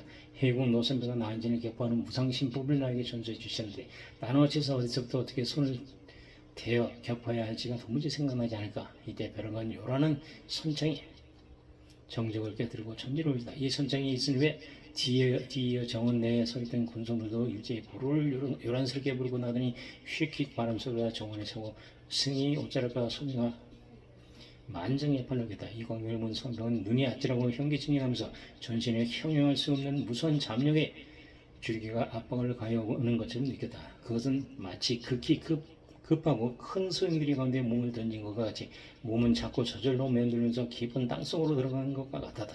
해심선의 정원으로 말하면 그렇게 크다고도 적다고도 말할 수 없더라. 이때 108명의 군승이 수처럼 막아 있어도 그리 좁다고 보이지 않았으며 한 사람이 더 그 틈봉 안에 끼려고 한다해도 그 틈을 찾아낼 도리가 없었다. 성병은 그 정원 내에서 서 있는 장경이 꼭 이와 같은 형편이었다. 그렇게 많은 화상들 가운데 그가 한 사람 더 있는 것이 마치 있을 수 없는 자가 서 있는 것과 같다. 그야말로 눈동자 가운데 박힌 가시처럼 꼭 뽑아버리지 않으면 안 될 것 같이 보였던 것이다. 그는 일찍부터 공력을 움직이고 몸을 보호하고 있었는데 이때 사면 팔방으로부터 공격해오는 적이 잡력에 힘을 와서는 자연에 생기는 정력으로서 습격해오는 잡력으로 완전히 부숴버리고 말았다. 그 108명의 화성들은 다 같이 일제히 한마디 부르를 외쳤다. 선생은 흠칫 놀라 이제말로 진짜 진법의 힘을 보여주는가 보구나. 이렇게 생각하며 두 발걸음 앞으로 나서서 손바닥을 높이고 약 10자밖에는 한 패의 군성을 정면으로 공격하는 자세를 취한다. 그의 동작이 얼마나 빨랐든지 사람들이 막 두 걸음씩 앞으로 나서는가 생각할 때 벌써 그는 후퇴하여 제자리에 물러서 있었던 것이다. 바로 이때였다. 도연 등 뒤로부터 한 줄기의 강력한 잡력이 거세게 밀려왔다. 손병이 휙 들어서 두 손바닥으로 앞으로 내밀었다. 그리고 휙 들러보았으나 시선이 조금도 노란 빛이 없으며 뒤로부터 중들이 덤벼드는 게 있어도 없었다. 오리지 9명의 화상들이 어깨를 나란히 서서 다 같이 일제히 오른손바닥을 내밀어 앞으로 내밀었으나 거리가 장 반이나 되어서 아직 힘을 미치지 못하였다. 손병은 한 손바닥을 힘껏 뽑아 오른쪽으로 후려가면서 뒤에 왼 팔꿈치를 한번 낮췄다가 휙 뒤로 맹렬히 후려뺐다. 그가 손바닥으로 후려가지고 팔꿈치로 무찌르는 것은 전부 없어졌고 이때 철판 같은 손바닥과 팔꿈치의 동작으로서 잡력을 써가지고 무찔렀다. 그를 사고하고 또 눈을 있던 중들은 소매를 들고 손바닥을 휘두르면서 9사람의 힘을 한 줄기로 합하여 일제히 공격해 왔으나 그의 내공이 실려가 맞부딪히자 전부 조소되고 말았다. 사람들의 그림자가 연달아 움직이더니 그 몇 배의 중들은 전부 뒤에 있던 배와 관여 또 일제히 손바닥과 옷소매를 휘두르면서 공격해 왔다. 육탄으로 돌격해 나가다가 나한진이 오묘무궁한 무술 전법에 끝까지 싸우며 피를 뿌리고 죽더라도 장렬한 죽음을 하자 이렇게 생각한 선병은 즉시 손바닥을 치고 팔꿈치로 내 무지린이 또 여러 줄기의 힘이 생겨 상대방으로부터 공격해오는 힘을 조소시키고 거기에 훌쩍 공중으로 뛰었다. 이 한 번 뛴 것이 높이 3장이나 되었는데 그는 공중에서 아래로 사방을 한번 휘둘러봤다. 이때 그 12배와 화성들은 모두 재빠르고 민첩하게 앞뒤로 이동하고 있었는데 얼마나 기민한 동작을 취하고 있는지 단지 옷소매와 허리띠 끝이 펄럭거리고 사람이 그림자들만이 번개같이 움직였을 뿐 발소리는 조금도 들리지 않았다. 108명의 화성이 한패가 가로 세로로 잘 정렬하여 이동할 때 보니 그들은 결코 패를 단위로 이동하는 것이 아니라 한 사람 한 사람 개별적으로 그 위치를 변동하고 있었던 것이다. 이쪽 배에서 두 사람이 왼편으로 이동해 가면 이어 오른편으로 두 사람은 보충했을 뿐만 아니라 그 대열의 이동과 대형의 변화는 동서남북으로 변화무쌍하게 하고 있었다. 한눈으로 처음 보기에는 뜰 안의 행렬이 아주 난잡하고 엉망진창으로 보이지만 사실에 있어서는 그 모두가 무술이 진법에 의한 것이었다. 손병의 아래를 처음 척 내려다볼 때는 바늘끝만치도 그 어떤 간격과 구멍이 없는 것처럼 보였으나 그대로 그는 눈을 딱 감고 몸을 아래로 떨어뜨렸다. 그러나 지상에 있는 화성들은 어느 누구도 머리를 들고 그이 떨어지는 것을 아는 척도 올려다보는 사람이었다. 손병은 허리를 구부려 꽉 힘을 주면서 머리를 땅으로 다리는 하늘을 곧게 하고 휙 떨어지면서 손바닥으로 한 화성의 머리를 가겠다. 만약 그 공격이 바로 안 있으면 그 화성의 머리는 완전히 산산조각이 났었겠으나 그러나 어느 누구 한 사람 그것을 아는지도 않고 여전히 화성들이 대회로 움직이고 있었다. 도리어 뜻밖에도 그의 장경은 그 힘이 미치는 곳마다 갑자기 옆으로부터 어떤 흡수력에 흡수되어 맥없이 땅에 나가듯 동그라지고 말았다. 그는 따로 다시 무슨 방법을 생각할 여유가 없어 그대로 무리하게 한번 가로 후려서 달렸으나 땅 위에서 움직이는 승려들은 여전히 옷소매를 펄럭거리면서 아무 일도 없었던 듯이 그대로 달리고 있었는데 그는 이상하게도 그 어떤 흡인력에 그냥 몸을 자유롭게 할 수가 없었으므로 그 움직이는 사람들이 무리 위로 곧장 떨어지고 말았다. 그 순간 그는 마음속으로 이것이 바로 나한테는 기면작용이라고나 하는 것을 알고서 순식간에 진기를 받고 윗몸을 쭉 뻗고 몸에 나는 향취를 취하였다. 이때 아래를 보니 갑자기 중에 일대 혼란이 일어더니 사방 열자 정도의 공지가 생겼으므로 선병은 그 찰나에 두 다리를 오므리고 공중에서 무릎을 가고 앉아있는 자세를 취했다. 그래야 선병은 눈 깜짝하자 사푼 지상으로 내려앉으니 나앉은 가운데선 우렁찬 보로소리가 일어났다. 원통망정 크게 한숨을 쉬고 나서 말하기를 어쨌든 이 자식을 붙잡았다. 아직 그의 말이 채 끝을 맺지 못하고 여전히 나앉으니 움직이고 있었는데 이때 갑자기 손병이 대성일가라니 몇 사람의 화상이 공중으로 뛰어올랐다. 손병은 땅 위에 내려 앉자마자 곧 징기를 운영하여 두 손바닥으로 연거푸 내쳐 강력한 잠력의 공격을 죽이고 요란한 진동을 일으켜 그 4명의 화상에게 공격을 가하니 그의 무서운 손바람에 충격을 받은 나은지도 별 수 없이 큰 구석이 혼란에 빠지고 말았다. 그 나은지는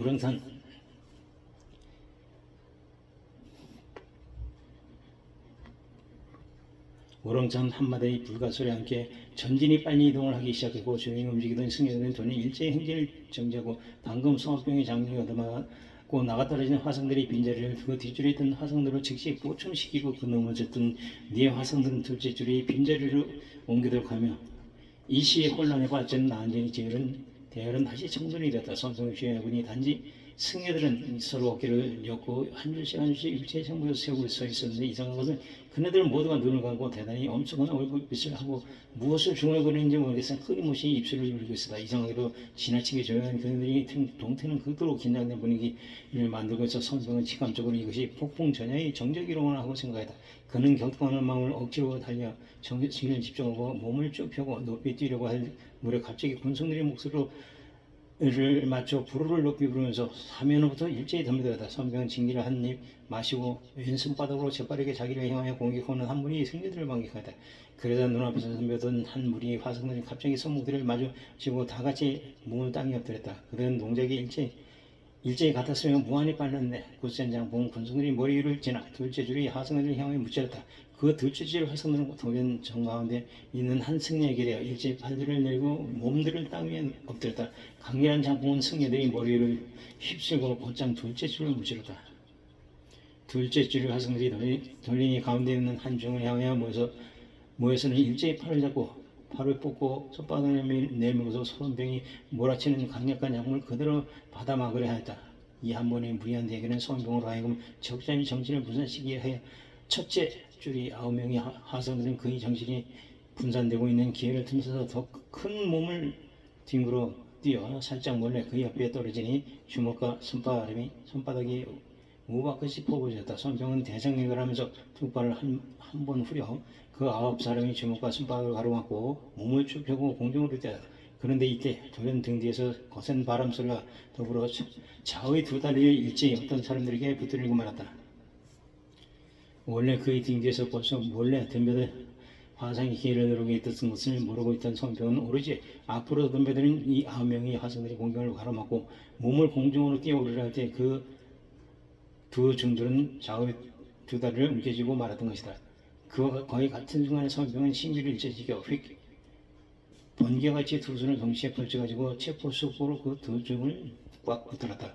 그 두 중이 등 뒤에 손맞다가 기습하고 덤벼 두 다리를 붙들었으나 손병은 번개같이 빠른 기지로 그 불리한 기회를 역이용하여 즉시 두 다리에 강력한 힘을 주면서 대장이가 몸을 휙 뒤로 움츠렸다가 두 발을 가지고 재빨리 두 중의 악가성이 급소를 짚었던 것이다. 이 찰나에 이미 다른 노상이 합격을 해왔으나 손병은 그 두 화성의 악가성이 대열을 거쳐 힘의 반동을 이용하여 다시 습격해 오는 그 두 중을 공격할 신단이었던 것이다. 그러나 문제는 그 두 다리로 갈라차는 힘이 만약 부족할 때는 남의 힘을 빌려서 새로운 방식으로 상대하기 어려울 것이며 그렇지 않고 자기의 전력을 다한다면 발길에 채인 두 중이 불행히 안 생기라고 단정하기 어렸던 것이다. 그런 마음속으로 단지 방장의 명령에 복종하여 움직이고 있는 화석생에게 너무 지나친 독수는 사용해서는 안 된다고 생각했다. 그러나 이런 생각도 순식간에 사라지고 아무래도 마음속에 불안한 생각을 접을 수가 없었다. 단지 앞서 그 두 다리를 붙잡았던 두 승려이 낑 하는 소리와 함께 그네들이 몸뚱이가 뒤로 벌렁 낮아빠지고 말았다. 이어 거의 때를 갖지 다른 두 승려의 강철 같은 손바닥이 일제히 손평의 몸으로 공격해 왔으므로 손평은 그 두 승려의 장력으로 말미암아 약 10여 자 밀려나갔으나 가슴에 힘을 주고 쭉쭉 섰기 때문에 부상은 입지 않았다. 그 두 승려가 강철 같은 손바닥으로 손평을 공격한데 손평이 미처 피하지 못하는 것을 보자 부처님이 자비심을 가지고 일제히 장력이 비껴나가게 했기 때문에 치명적인 죽음의 구멍으로부터 겨우 피하였던 것이다. 손평은 쓰고도 대단히 지독하다고 생각하면서도 또 한편 위기를 모면에 대해서 용기를 얻어 그 두 승려를 다시 발로 걷어 쳐고 웅기려 하여 호신이 힘썼다.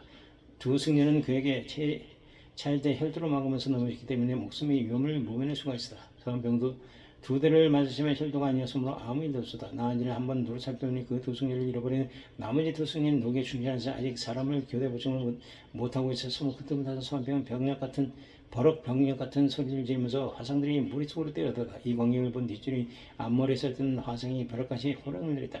너희들은 썩게 무너거라. 농에 떨어져 그들은 번개같이 후퇴하였다. 손병은 재빨리 오면 12금능 수식으로 눈 깜짝하지 벌써 그 네 승려의 혈도를 집었다. 그 네 명의 승려는 손병에게 물을 박히고 관수를 당하고 나서는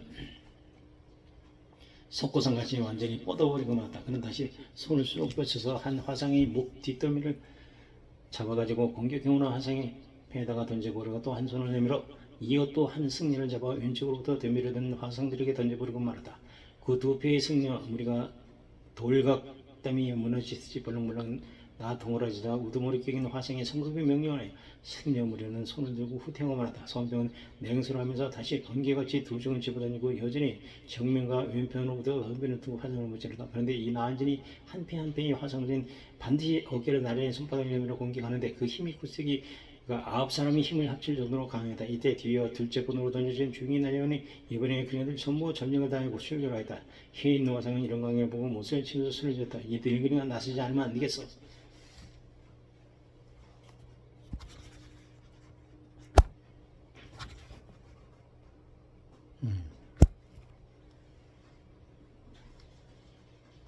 라고 중얼거리는 소리에 뒤어 손평의 정면과 좌측으로부터 덤비는 두 배의 승려들을 향하여 대성 질타하는 소리가 연발하더니 나완전히 대형에 살아냈었다. 원래 손평이가 제때 그 두 승려를 던졌을 때 그 힘이 강맹하였던 것은 말할 것도 없었고 그의 몸도 동시에 비우같이 그 정면에 있던 화상들을 무찔렀기 때문에 오히려 그가 던져버린 두 화상들보다 몸이 절반쯤 더 빠르게 계속적인 공격을 가했던 것이다. 때마침 그를 공격하던 화상들이 장력하고 맞부딪히는 양편의 힘이 상쇄된 그 공격 가운데 그가 던진 승려의 몸뚱이가 가로놓이며 다른 한편의 화상들을 직격하였던 것이다. 이 찰나치 아무리 강철 같은 조직의 힘을 천하에 자랑하던 나은진이 되어도 별 수 없이 혼란에 빠졌으며 소원병의 신기에 가까운 번개 같은 계속적인 공격에 그 9명의 화상들은 오직 5명의 손바닥을 휘둘러 응징할 뿐 다른 4명의 승려는 팔을 내밀어 던져진 화상들을 받지 않을 수 없었다. 그때 소원병이 조용히 무진으로 구사하는 힘과 장술의 신명이 비길 바가 없었으며 쌍방에 한번 부딪힘에 그 네 명의 화성은 담져진 두 화성의 몸에 따르는 잡력이 갑자기 강향의 변화가 무상했기 때문에 그것을 막아내지 못하고 모두 벌렁벌렁 땅 위로 굴러떠 자빠졌던 것이다. 서원평은 이런 광경을 두루 살피면서 연속적인 공격을 가하여 승리들이 우왕좌왕 속으로 뛰어들어 닥치는 대로 두 승리를 붙들고 다시 전과 같은 방법으로 도피할 길이 막힌 화상에게 맹격을 하니 천하무적을 자랑하는 나은진도 마치 바위틀 위에 떨어지는 유리 조각까지 산산히 부수지고 말다. 그런데 그 계속해서 다시 손을 쭉 먹고 내밀었을 때 허리에 한 줄기 강한 손바람이 그의 팔목에 집습하여 오는 것을 느꼈다. 서원병이 이번에는 전혀 없던 강적이 나타나는 것을 직감하고 정신을 바짝 차려놓고 재빨리 해공 노화상으로부터 전수해보던 시비 그 음식을 상하여 다섯 송을 하고 그의 팔맥을 새끼고든 몇 줄기 장풍을 완전히 막아버렸는데 어쩌면 그것은 해인 노화상이 출격했을 때의 무서운 지풍이 아니었을까 생각했다. 이때 해인 노화상이 황급히 손을 도로 움츠려고 할 때 그의 팔뼈는 벌써 서원병의 손가락 끝에 지치고 있었다. 해인 노화상은 녹에 찬 냉랭한 음식으로 돌아갔다. 그대는 감히 이 소림선을 무너뜨리고 떠난 셈인가? 서원병은 한번 흠칫하고 대답하기를 제가 어찌 감히. 해인 노화상은 두 손바닥을 합장을 하고 갑자기 앞으로 밀침으로 서원병도 두 손바닥으로 향하여 가라봉하니 퐁하는 요란한 소리를 내며 두 사람은 제각기 한 발자국씩 물러섰다. 노화상 한입 크게 진기를 마시고 오른편 어깨불로 헝겊으로 뚝딱 올리니 그 성대는 사람을 매우 놀라게 했다. 서원병은 때를 놓치지 않고 먼저 상대방의 기세를 제하여 철풍 같은 손바닥을 한번 휘두르 가슴을 겨누고 공격하니 해인 노화상은 가벼이 앞으로 한 번을 내어 디디면서 역시 손바닥으로 한 번 휘쳤다. 서원병은 돌연 병력 같은 소리를 지르며 몸을 공중으로 날려 뿔뿔탕탕하게 곧장 유실이 오른쪽을 향하여 날아갔다. 이때 승리들은 다시 대열을 정비하고 공세를 취하여 왔으며 방금 서원병에게 던졌던 몇 명의 화성도 단지 혈통하는 지배속으로 응급 구호 조치를 받아 원성으로 회복되어 그때 함께 참전한 것이다. 그네들은 서원병이 너무도 높고 또 멀리 몸이 나는 것을 보고 황급히 나은진을 이동하였으나 그 누가 알았으나 서원병이 떨어질 곳이 바로 유실 옆 대숲속이라는 것을. 그렇기 때문에 아무리 그네들이 대숲 속으로 돌격을 들어온다 할지라도 그 무서운 나은진이 무술은 손을 쏘을 방법이 없었던 것이다. 마침 닥쳤던 개가 지붕만 쳐다보는 격이 되어버리자 해인 노화상은 원통방장이 있던 곳을 향하여 걸어가면서 크게 소리를 지었다. 방장에게 지시를 구하나이다. 직각으로 보수를 보내어 출교도록 하리까 아마 그 애도 미상물 가변 상처를 입을 것으로 아옵니다만 원통방장은 노곡불장으로 탁탁 땅을 치면서 결단을 내려 명령을 했다. 그럴 필요까지는 없어. 내버려 두시오. 이때 비단 원통방장이 아니라 그 밖의 모든 승려들도 다같이 천하무적이 나은진이 위신과 위명의 땅에 떨어졌다는 것을 알고 암담하게 생각했다. 그때 서원병은 두 발로 손금당을 짚고 일어서 다시 몸을 공중으로 나여 후다닥 담장 위로 올라가 뒤를 돌아다보니 오로지 군성들이 수개리 차례타에 서 있었고 나은진 중에서는 여전히 살기가 등등하며 조금도 산란한 현상이 보이지 않았다. 방금 위원천만했던 이장의 효도를 다시 돌이켜 생각할 때 그야말로 마음이 밑바닥으로부터 한 줄기 얼음 물줄기가 솟아 오르는 것이 옷상 몸소리를 쳤다. 만약 그 당시에 해인 노승이 그에게 남모르게 일장의 직역을 가해주지 않았다면 그가 자기 실력으로 정말 천하의 무림인 나은진이 곁길에 둘러싸인 포용을 과연 뚫고 나올 수 있었겠는가 하는 것은 믿을 수 없는 일이었기 때문이다. 서원병은 멍청이 한참 동안 앉아있다가 비로소 몸을 들려 앞을 향하여 걸어갔다. 그것은 이미 원통으로부터 그로 하여금 소림사로부터 떠나가라고 명령이 내렸기 때문에 이제는 누구도 그의 뒤를 쫓아 추격하지는 않을 것이기 때문이다. 그러나 도중에 언덕에서 몇 번 길을 가로막는 자들이 있었으나 도저히 그의 상대는 아니어서 가벼이 물리치고 드디어 소림사로부터 탈출하기에 성공했던 것이다. 소림사의 밤손님으로 되어 달마의 역경을 훔치려고 들어가던 때와 이제 해공 노화상으로부터 달마의 역경이 강의를 받고 그 묘기의 절의를 전수받아 한 몸에 그것을 취득한 후 천하 무적인 나한진을 뚫고 나오면서 생사를 추구하는 고귀한 칭과 시련 가운데서 있는 그의 모습은 이미 당대의 가공의 무술계에 있어 최고수요 제2일인자로 되어 있었으므로 이제는 소림사의 무술고수자들도 이미 그를 대적을 만한 적은 없었던 것이다. 오직 서원병 자신은 벌써 자기가 당대의 무술계에서 그런 높은 지위와 제1의 실력자가 되었다는 것을 조금도 모르고 있었을 뿐이다. 그는 한동안 산길을 걷고 있다가 문득 자기는 이 사흘 밤낮 동안 쌀 한 톨 물 한 모금 입에 대어보지 못하던 생각이 나서 동시에 참을 수 없는 극도의 호기를 느꼈다. 그는 사방을 한번 둘러보고 나서 이마에 땀을 닦고 발길이 가는 대로 좁은 산길을 다시 달리기 시작하는데 그 먼 곳으로부터 산공이 오는 소리가 산속의 정적을 찍고 촬영하게 됐다. 그는 숲속에서 나무 열매나 산채 같은 것으로 유기를 점하고 이곳저곳 찾아보았으나 별로 먹을 만한 것이 발견되지 않았다. 문득 그리 멀지 않은 곳에서 숲이 흔들리는 부시럭 소리가 나기에 그곳을 바라보니 사슴 두 마리가 산모를 기원하고 있었다. 거기서는 아무도 찾을 수 없다고 다니마다 그는 다시 밖으로 빨리하여 길을 걷기 시작했다. 그가 걷고 있는 잠림은 약 4, 5리 정도의 거리라고 생각이 되었는데 양쪽에는 삼벽을 깎아 세운 듯 가파르게 급경사를 짓고 서 있었는데 마치 머리 위로는 길 위로 가루 뻗은 나뭇가지들이 얽혀 숙여 하늘도 잡지 않고 숲이 울창해 있었다. 그는 한참 만에 겨우 숲속으로부터 빠져나갔다. 산리그로부터 그는 걸음의 속도를 더욱하여 앞으로 쏜살같이 달려나갔다. 달리기 시간이 얼마 안 되어 선병은 예기치 않던 인기척 소리에 발을 멈춰했다. 암이 있다고 눈앞에 서 있는 아름드리 큰 나무 밑에 바구리 하얗고 흰 눈썹이 눈잔등 가려는 한 노숙이 흡장을 서 있으니 깜짝 놀라 조심스레 잡히니 바로 다른 사람이 아닌 소림선이 해인되어 있었던 것이다. 선병은 즉시 앞으로 가던 발길을 멈추고 허리를 낮게 굽혀 공손히 배를 하고 이런 곳에서 배웠게 된 것을 황송하게 생각합니다. 만약 전날 밤 노선배께서 암암리에 도움이 없었던 이 어린 후배는 그 천어머정이 나한전히 포명을 도저히 뚫고 나올 수 없었을 것입니다. 해인대사는 엄숙한 표정에 매우 상심한 낯빛으로 말하기에 이 어린 것아 너는 이미 우리 소림사의 비전 지역을 습득하였어.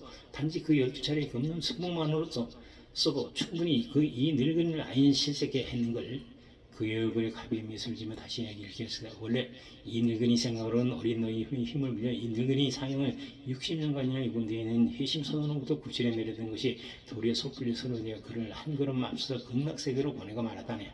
이 이야기를 듣고 선생은 펑펑 쏟아지는 눈물을 막을 길이 없었으며 애 같아서 하는 말이 해공노 선배님 그 태산 같은 홍은에 보답하기 위해 제가 꼭 대신하여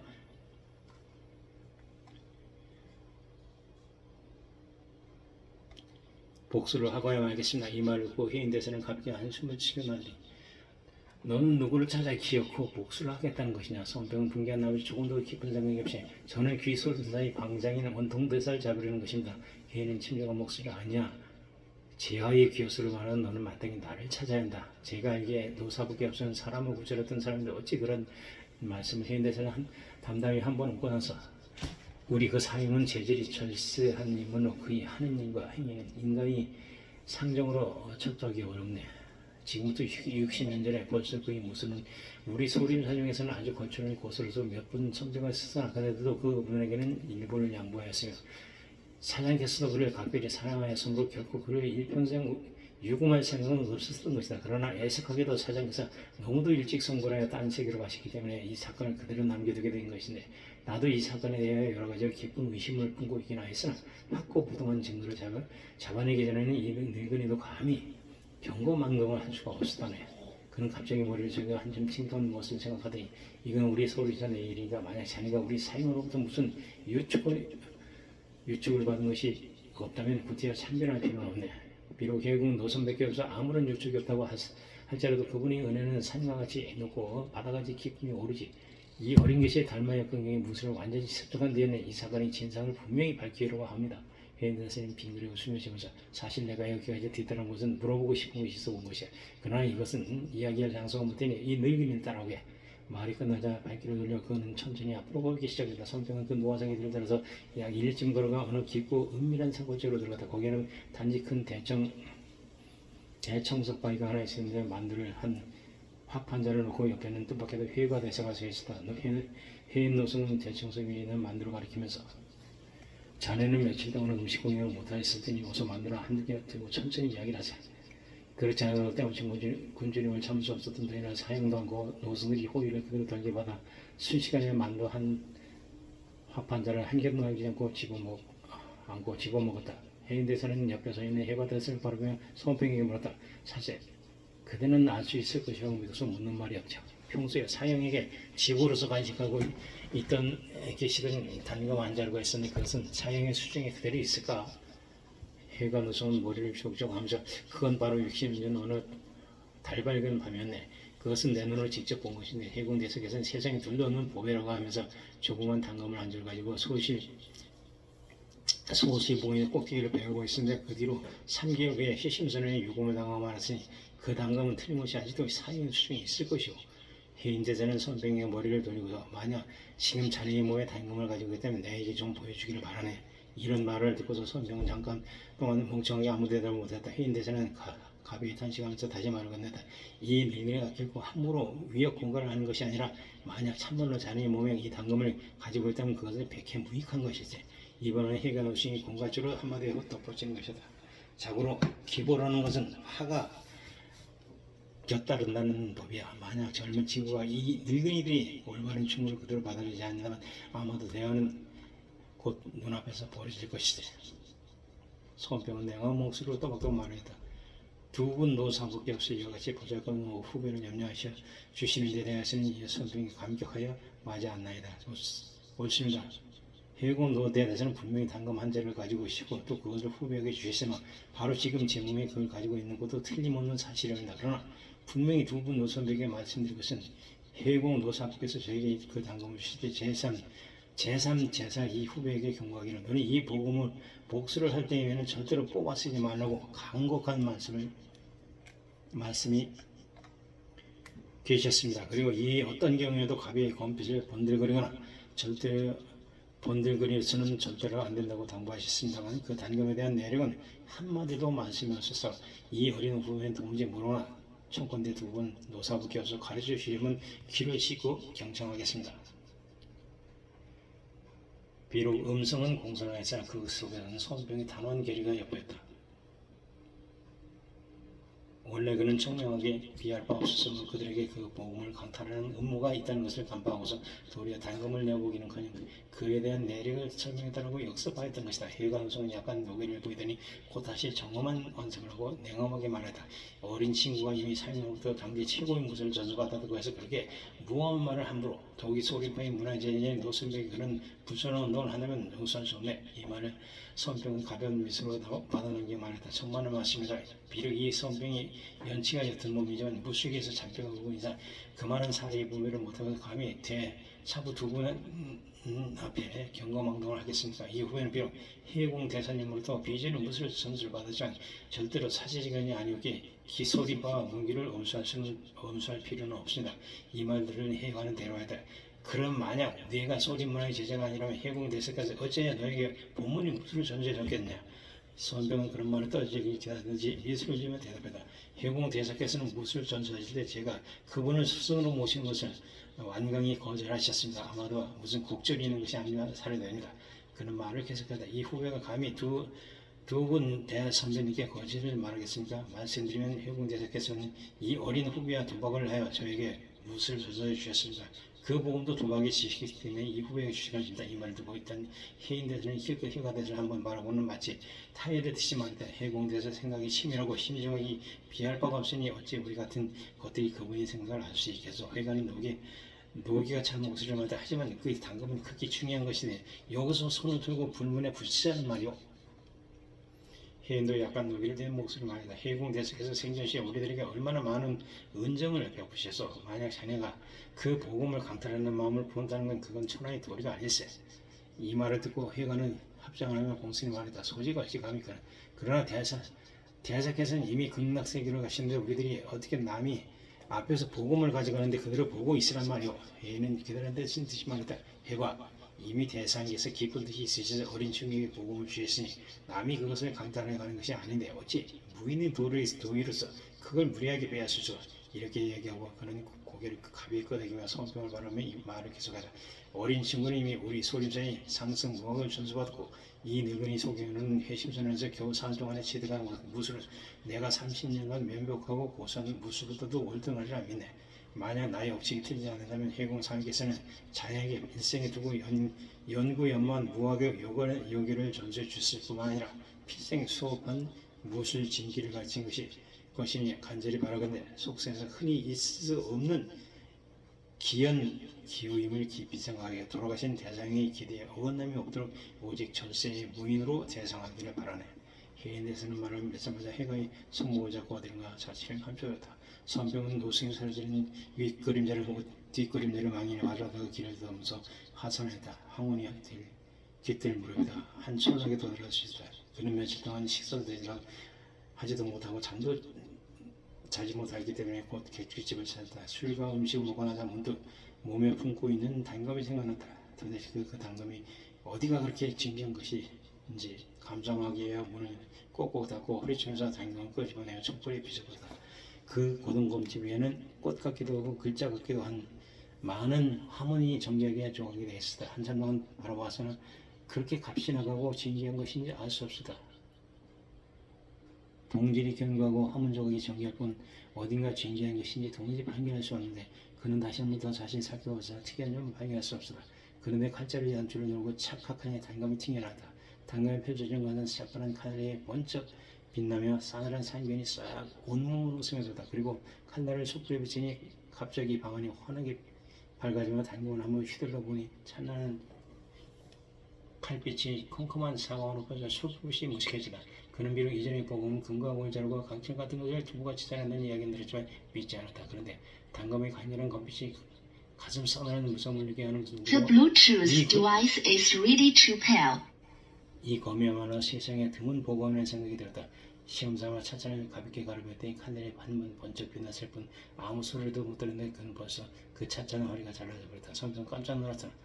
그도 수십 년간 싸움도 많이 하고 칼도 많이 구경하고 써보기도 했으나 이 세상에 이렇게 일하고 잘 베어지는 칼을 본 적이 없었지만 이렇게 요란하게 빛나는 칼을 본 적도 없었다. 보검이 깊은 내력은 알 수 없었지만 어떻든 난생 처음 보는 진기한 것임에 틀림이 없었다. 그제서야 해공대사께서 이 당금을 주신 정의가 생각나 감사고 기쁘게 The Bluetooth device is connected successfully. 다음 기회에 계속하겠습니다.